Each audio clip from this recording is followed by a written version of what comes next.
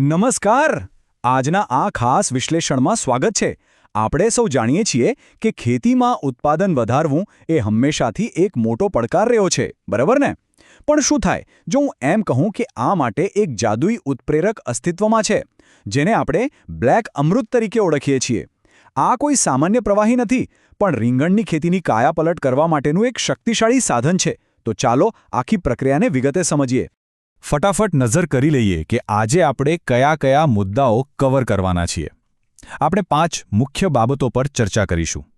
Black અમૃતનો જાદુ ખરેખર શું છે? બાયોસ્ટિમ્યુલન્ટ કેવી રીતે કામ કરે છે?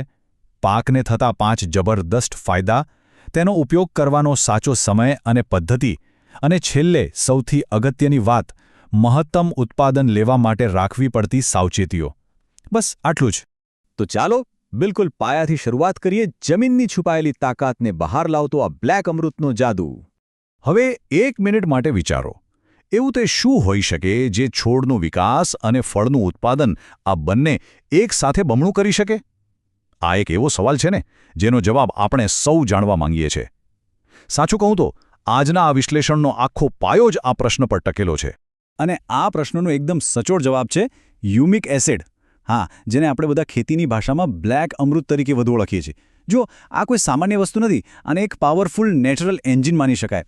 આ એક એવું એન્જિન છે જે સીધું પાકના વિકાસને વેગ આપે છે અને જમીનની ફળદ્રુપતાને કુદરતી રીતે અનેક ગણી વધારી દે છે. હવે બીજા ભાગ તરફ આગળ વધીએ. આ બાયોસ્ટિમ્યુલન્ટ ખરેખર છે શું, અને તે આપણા રોજના રાસાયણિક ખાતર કરતાં કેવી રીતે અલગ પડે છે? સૌથી પહેલાં તો એક વાત ક્લિયર કરી દઉં. આ કોઈ કેમિકલ ખાતર નથી જે બહારથી કોઈ કૃત્રિમ પદાર્થો ઉમેરે છે. બિલકુલ નહીં. આ એક બાયોસ્ટિમ્યુલન્ટ છે, એટલે કે એક જૈવિક સાધન. આને એક ચાવી તરીકે ધારી લો. જમીનમાં પહેલેથી જ ઘણા પોષક તત્વો ફસાયેલા પડ્યા હોય છે, જે છોડ જાતે લઈ શકતો નથી.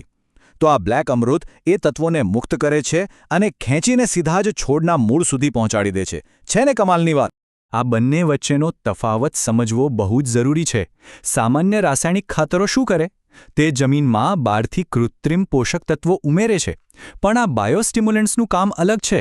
એ બહારથી કંઈ નથી આપતા, પણ જમીનમાં જે સંપત્તિ પહેલેથી જ હાજર છે તેને એક્ટિવેટ કરે છે. એટલે કે જમીનમાં પડેલા પોષક તત્વો ખરેખર રીંગણના છોડના પેટમાં જાય તે આ પદાર્થ સુનિશ્ચિત કરે છે.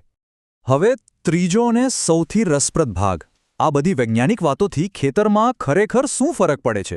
ચાલો જોઈએ કે છોડમાં કેવા ભૌતિક પરિવર્તનો આવે છે. જ્યારે આ અદ્ભુત પ્રક્રિયા કામ કરવાનું શરૂ કરે છે, ત્યારે પાકના આખા જીવનચક્રમાં, છેક મૂળથી લઈને માર્કેટમાં વેચાવા જતા ફળ સુધી 5 એકદમ સ્પષ્ટ પરિવર્તનો જોવા મળે છે. અને આ રહ્યા એ 5 મોટા ફાયદા. સૌથી પહેલાં તો સફેદ મૂળનો એકદમ ઝડપી વિકાસ થાય છે. બીજું, કઠણ જમીન એકદમ પોચી અને હવાવાળી બની જાય છે.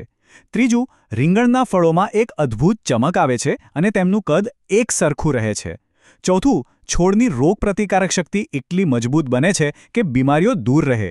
અને પાંચમો, સૌથી મોટો આર્થિક ફાયદો, જે મોંઘા યુરિયા કે ડીએપી નાખવામાં આવે છે ને, તેની અસરકારકતા અનેક ગણી વધી જાય છે. મતલબ ખર્ચેલા નાણાંનું પૂરેપૂરું વળતર મળે છે.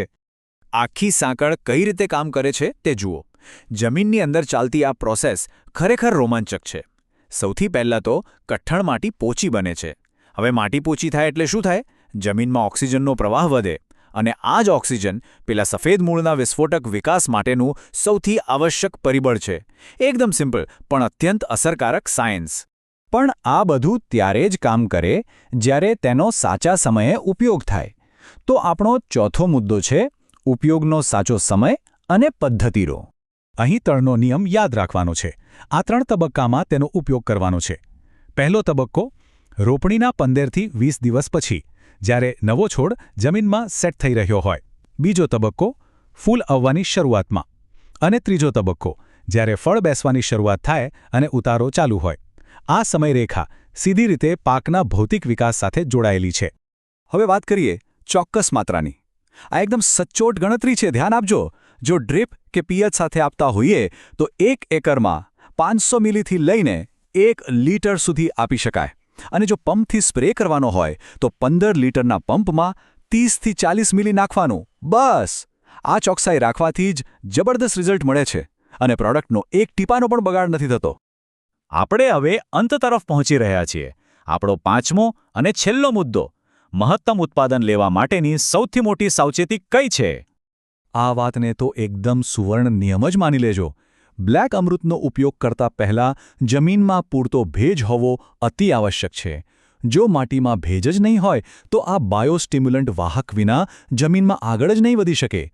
અને જો એ મૂળ સુધી જ નહીં પહોંચે તો આખી પ્રોસેસ નિષ્ફળ જશે. એટલે પૂરતો ભેજ હોવો એ સફળતાની પહેલી શરત છે. આજના આખા વિશ્લેષણનો સારાંશ આ એક વાક્યમાં આવી જાય છે. જો જમીનની યોગ્ય જાળવણી કરવામાં આવે અને આવા સાચા જ જૈવિક સાધનોનો સમયસર ઉપયોગ કરવામાં આવે તો રીંગણનો અત્યંત કાર્યક્ષમ અને ઉચ્ચ ગુણવત્તાવાળો મબલક પાક લેવો બિલકુલ અઘરો નથી. અને છેલ્લે એક વિચારવા જેવો પ્રશ્ન મૂકીને જાઉં છું. જો માત્ર એક સિમ્પલ, કુદરતી ઉત્પ્રેરક જમીનમાં જે પહેલેથી જ હાજર છે તેને એક્ટિવેટ કરીને જ ઉત્પાદન બમણું કરી શકતું હોય તો જરા વિચારો, જમીનની નીચે આવી બીજી કેટલીય અપાર સંભાવનાઓ આપણી રાહ જોતી હશે. આની પર ચોક્કસ વિચાર કરજો. પ્રકૃતિની તાકાત અને વિજ્ઞાનના આ અદ્ભુત સમન્વયના આજના વિશ્લેષણમાં જોડાવા બદલ ખૂબ ખૂબ આભાર.